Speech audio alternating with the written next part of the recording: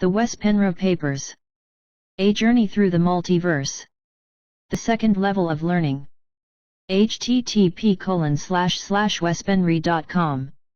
Genesis Paper Number 6, The Shamans of Mu, The Fallen Ones, and Corruption of Wisdom by Wes Penre, Sunday, September 2, 2012, http://wespenre.com. 7. Proof of Giants in Ancient Times. Many people have discredited the Swiss archaeologist, researcher, and author Erich von Däniken as a hoax, based upon his hottest critics, who are almost always people from the establishment who have furiously attacked him over the years. We may ask ourselves why. Some of his conclusions, however, may not hold water when under scrutiny, and those theories are of course the ones that are viciously attacked in an effort to try to discredit his whole work. No one cares to understand that many of his ideas are just that, theories and ideas, in an attempt to put what he has found into context. It's up to his readers and followers to discern and build their own opinions. That's the whole beauty of it, an opportunity for us to think. When we look into von Däniken's work, we find a lot of interesting findings which are hard to explain away. One of those is a follow-up on a previous discovery on Tawara, an atoll in the Pacific Ocean, clearly a part of Old Mu. A book, The Footprints of Tawara, was written by I.G. Turbot, extracted from the Journal of the Polynesian Society, Volume 58, Number 4, December 1949, Wellington, New Zealand, on the subject of gigantic footprints that can be found on the atoll for anyone to witness. Von Däniken was inspired by this piece of work and decided to go there himself, and just like the material said, the footprints were there, figure 6 to 7. Some could even be found on nearby islands, but the main spot is in the village of Banriba at a location called Te Abananti, the place of the spirits, or Te Kananrabo, the holy place. They were there, imprinted deep into the volcanic stone in many parts of the island. The footprints are giant and most of them had 6 toes on each foot. Reports say the footprints are pretty clear and often include the full foot, with toes, heels, and outline intact, naturally curved like a human foot. These particular giants, based on the size of their feet, would have been around 10 to 12 feet tall. There is also clear evidence that genetic experiments were taken place at least in certain places of Mu, probably at the end of its existence, because natives on some of the islands, just like the giants of old, have 6 fingers and 6 toes, and even double rows of teeth. The Before It's News website reports in an article from April 14, 2011, that although some researchers dismiss the presence of giants in the area in the past, the same researchers can't explain away the footprints. Nor can they explain away the old legends that circulate on the atoll and the surrounding islands that there were enormous giants there in the past, strong enough to move mountains. The natives had to battle these beings of large stature for food and to save their women and children from these creatures, who supposedly were cannibals and ate humans alive. This also corresponds directly with what the Pleiadians say in one of their more recent lectures, who also mention that the Nephilim had a double row of teeth, something the critics can't explain away, either. How come the natives also have it? Coincidence? According to the same legends, humans had to go into hiding while hungry giants were strolling around on the land looking for human hiding places so they could get a good meal.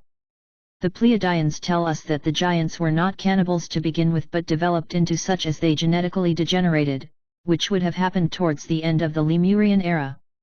The above article also discusses the footprints, and in his book, I.G. Turbot writes, here various footprints can clearly be seen in the volcanic stone, some of them so huge as to seem impossible.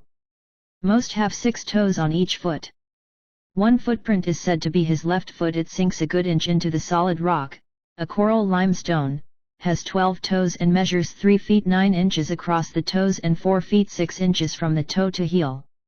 Its counterpart, the right foot, is reported to be near the village of Tekanranga on Mayana, a separate island in the Gilberts some 20 miles to the southwest of Tarawa. On Tarawa, the main atoll of Kiribati, I found the footprints of a giant, his wife, and children in a schoolyard in the village of Banriba. They all had 6 toes. 8.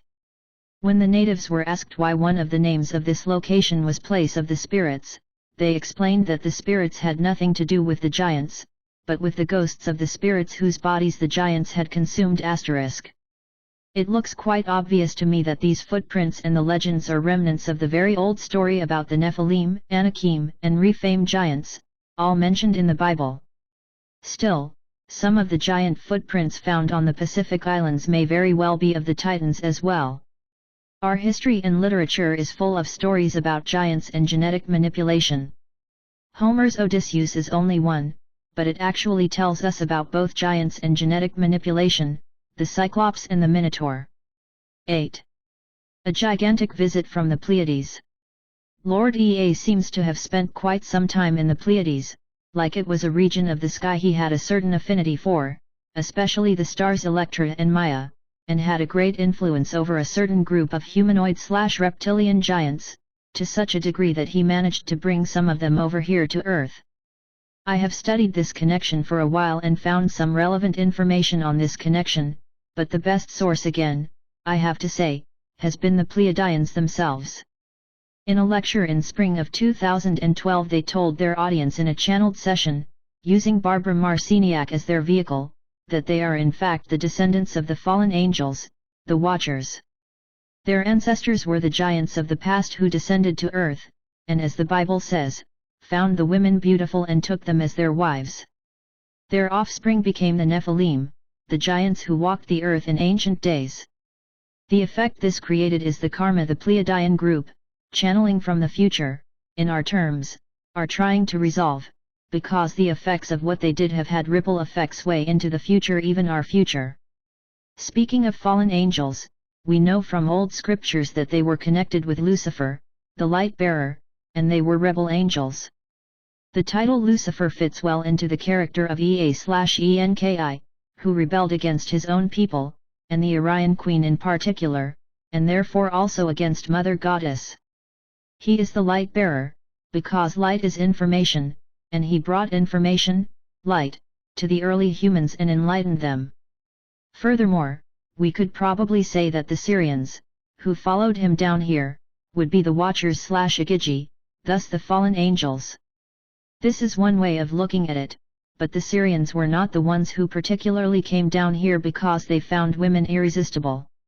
There were no women here when the Syrians came, only androgynous humans. Therefore, the real Watchers are the Pleiadian group who rebelled together with Ea, Lucifer.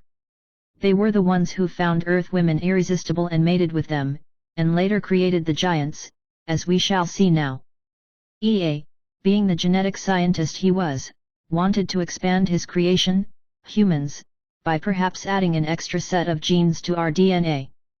So he went to the Pleiades, more specifically a planet which orbits the blue sun Maya, and brought 200 Pleiadians back to Earth to assist him with genetic experiments and to help him teach mankind, as he did not trust the Syrians with that task.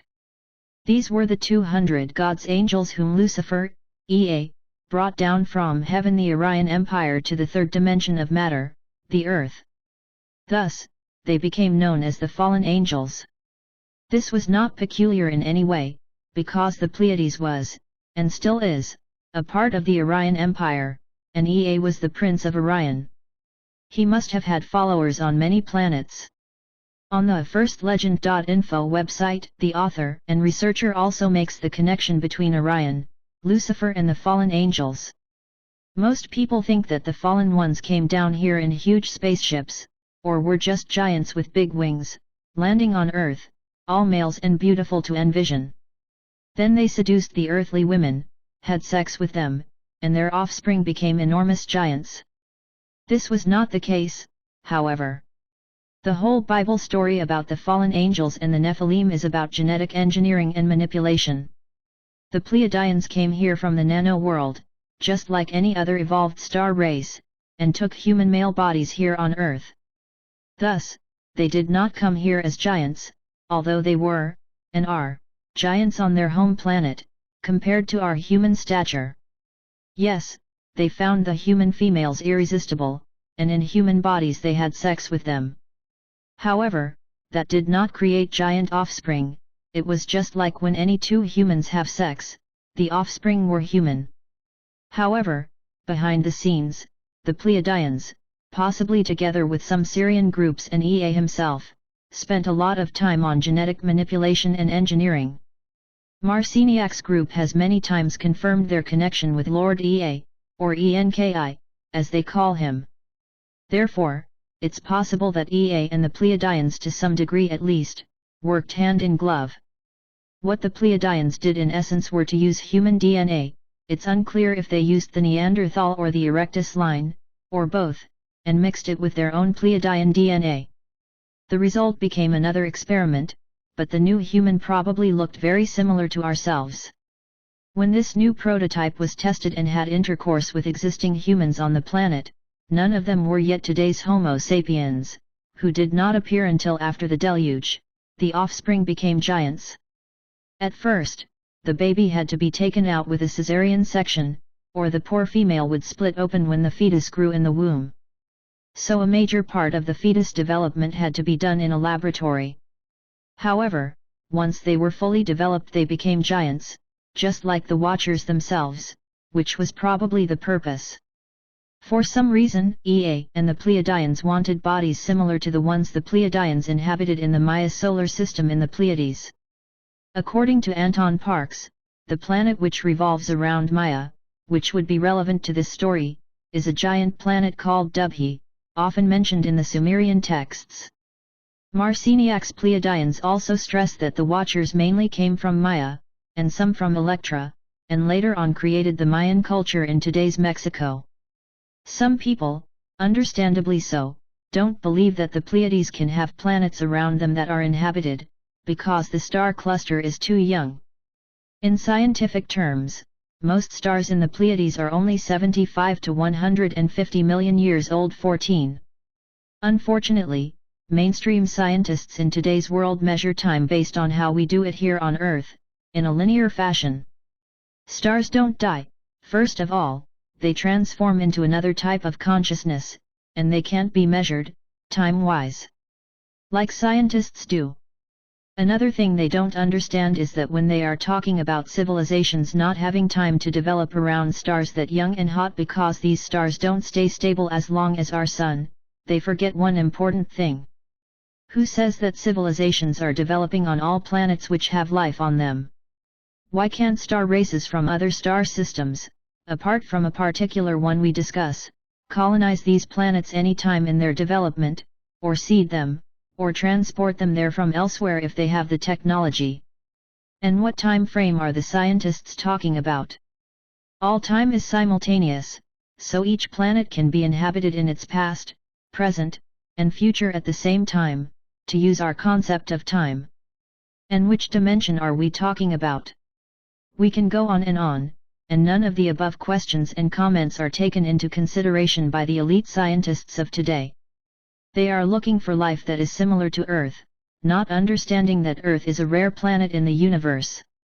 Life exists in so many other forms and in so many other dimensions and densities than 3D, which is the dimension of matter. Albeit, this may not be entirely true.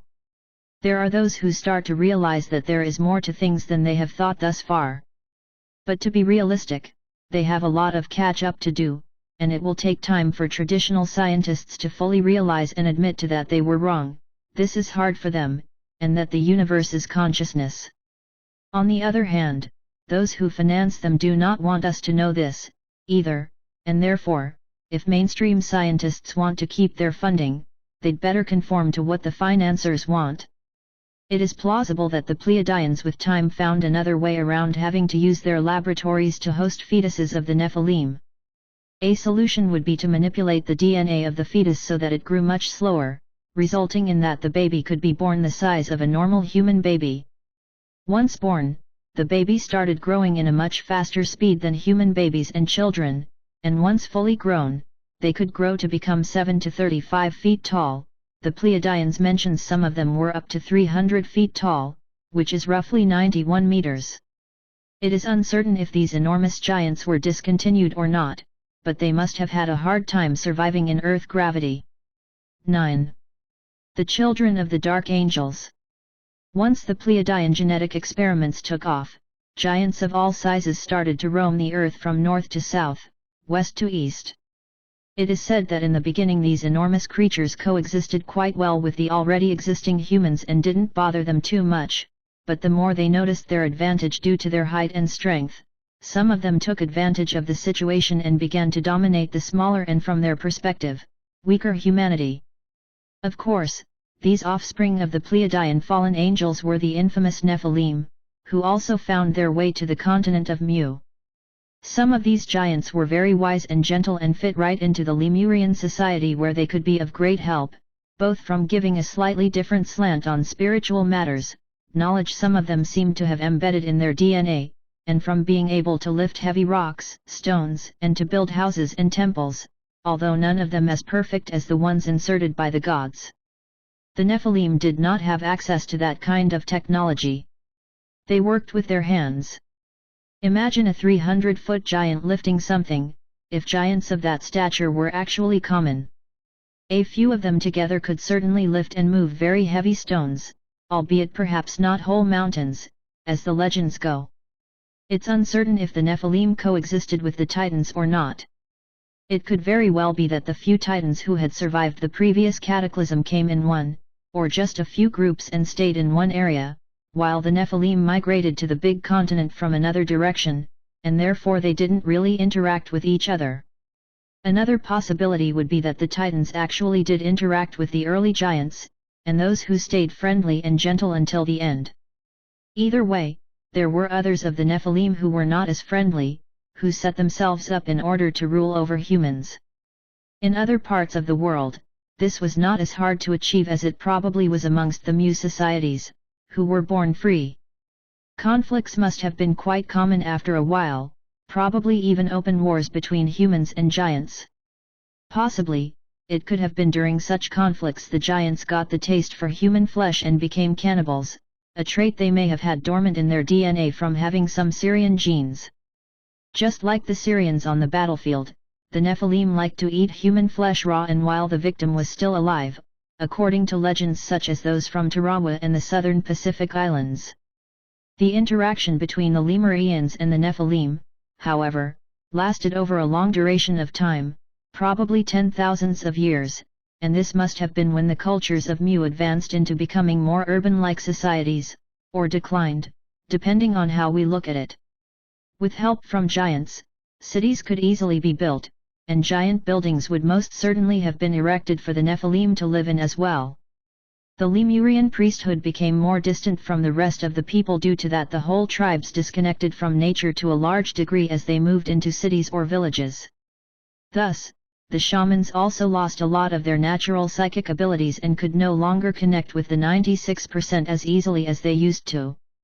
Many communities and cities had also been taken over by males, who wanted the feminine divine powers and changed shamanism forever in their community.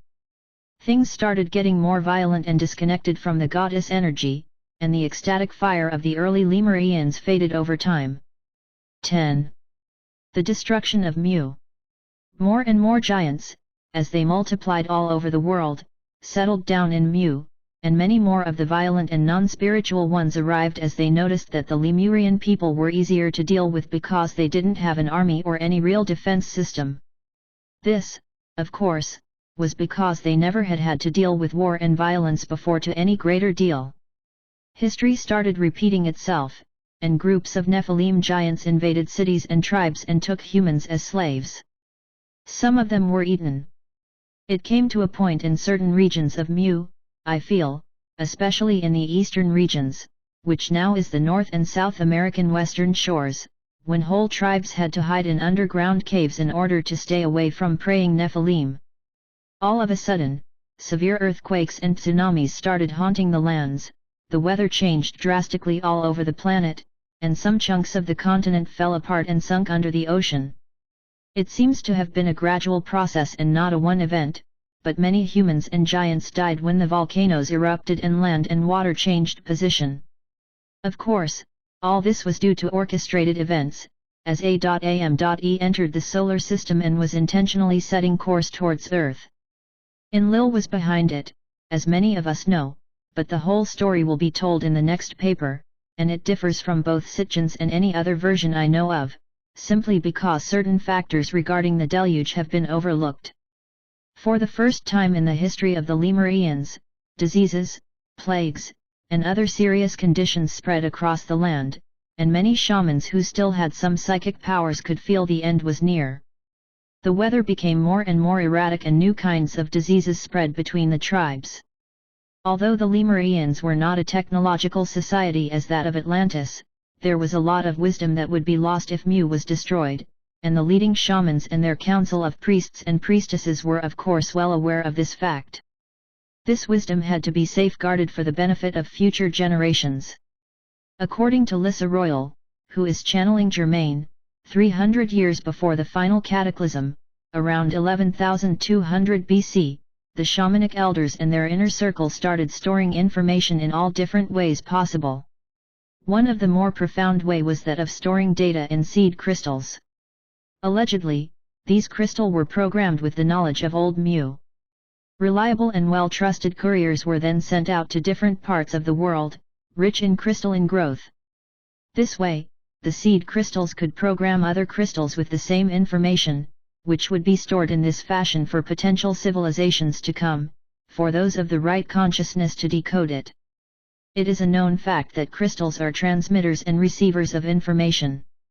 Other ways the Lemurian priesthood stored knowledge was by writing on stone and clay tablets, similar to the later Sumerians, and in hieroglyphs on cavern walls in their hidden refuge places. When all this was done, the priesthood and sometimes their entire tribes went underground and stayed there through the cataclysm so that they could come up safely afterwards and start reseeding the planet. Their hiding places were deep inside Earth, away from the continent, on the American west coast. As we know, many Native Americans say they come from underneath the Earth. They, and the Mayans, the people, not the Mayan gods, are definitely offspring from the Lemurian civilization. We still can see ruins from the Lemurian cultures all the way through Arizona and New Mexico. There are places called cenote. They are extremely deep holes, filled with water. There is one on the Yucatan Peninsula at Chichen Itza. But there is also another one outside of Sedona, called Montezuma's Well. The latter is one of the major emergence points for those who stayed underground and came out after the final Lemurian cataclysm. A lot of giants died as well as humans when the continent finally sank, while others made it to safer grounds, both in mountain areas, which are now atolls and islands in the Pacific, further out west, China, Mongolia, Japan, east, the American continents, and south, New Zealand and Australia. The Pleiadians say in a few different lectures that within some mountains on the west coast of the American continent there are sleeping giants, of the nicer kind, who will not wake up until a certain level of consciousness is raised on the planet, and sometimes they leave signs or indications as of where they are sleeping. According to them, the awakening of the sleeping giants will be soon. Fig 6-16 shows the face of a bearded giant, carved out from the mountain side. Does the inside of this mountain in Peru perhaps house a sleeping giant? 11. In the aftermath of the Lemurian cataclysm, when everything was over, millions upon millions of people, and many of the Nephilim giants who roamed Mu, had died. What exactly happened to the Titans is not known, as no information can be found about them from what I know. A few of them may have survived, however, because elongated skulls of both humans and giants, Titans, have been found, in the western part of South America, and around Peru in particular. Many of those have been dated to about the 1500s AD. For an overwhelming amount of proof and evidence, visit archaeologist Brian Forster's Facebook, and his YouTube account. Type in his name. His research is enormously appreciated. Left were the islands and the spread out land masses we more or less see today. The oceans calmed down and the extreme weather phenomena subsided. What is now more or less at sea level was during the Lemurian era high ground. That's why we still can see ruins of statues and volcanic footprints of giants, etc. Giants, as the legends go, preferred the mountain regions and high ground in general, and that's where we find many of the remnants of old civilizations. There are many places in the Pacific Ocean and on the American continent which still show us the glaring truth that the Lemurian civilization existed, and they are too many to bring up here. The most famous ones are probably the statues on the Easter Island, the ruins and wall carvings in Arizona and New Mexico, and the history and evidence of the Mayan culture. We have learned from the Bible, and many other more ancient texts from which the Bible has developed, that the flood wiped out almost all of the world population.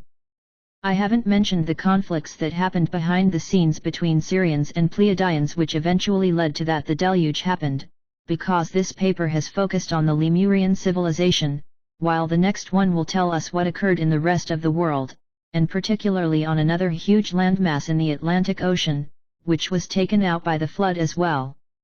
I am of course talking about Atlantis. The misuse of energy, abused technology, and elitism that eventually became predominant in Atlantis was the main reason why the flood happened. We are now going back to the place where the split between human groups occurred, when EA let his creation spread out over the globe to develop their abilities as a part of the experiment. Lord EA himself did not go to Mu. Those who wanted to follow him did so and landed in Atlantis, a civilization which started out much later than that of Mu. However, while the Mu civilizations concentrated on spiritual matters, EA and his followers ended up choosing technology. Albeit, in the beginning this was not the case, just the result from choices EA and others made along the way. We are now going to move back in time to when the Mu civilizations were still on the height of their spiritual power, before the Watchers came. This was approximately the time Atlantis, as we know it, became populated by EA's people.